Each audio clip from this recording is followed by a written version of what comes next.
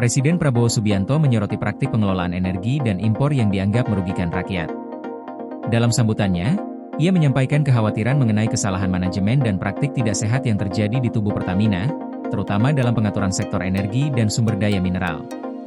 Prabowo menilai adanya pihak tertentu yang memanfaatkan posisi untuk keuntungan pribadi melalui impor dari luar negeri, sehingga harga dikendalikan dan sebagian kelompok memperoleh kekayaan di atas penderitaan masyarakat. Prabowo menekankan perlunya penataan ulang dan bersih-bersih di tubuh Pertamina. Ia menyampaikan telah menunjuk Simon Alesius sebagai Direktur Utama Pertamina, dengan pesan tegas agar tidak mencari kekayaan pribadi. Posisi ini dianggap strategis karena Pertamina merupakan perusahaan bernilai lebih dari 100 miliar dolar AS, sehingga kepercayaan dan amanah menjadi hal yang utama dalam pengelolaannya.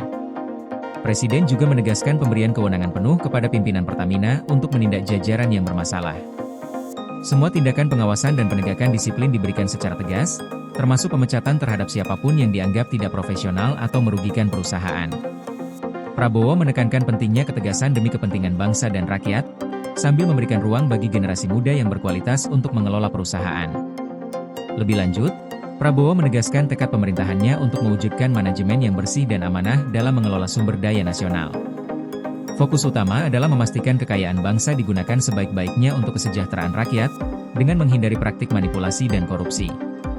Perusahaan negara seperti Pertamina harus dikelola secara profesional, transparan, dan berorientasi pada kepentingan publik, bukan keuntungan kelompok tertentu.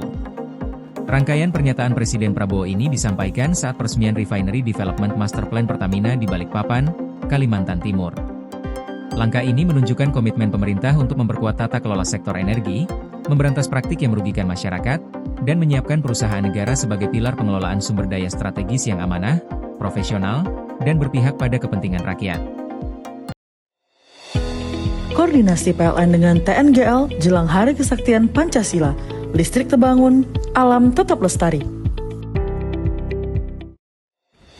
Panen perdana garam Aceh. PLN hadirkan energi untuk UMKM di momen menyambut Hari Kesaktian Pancasila.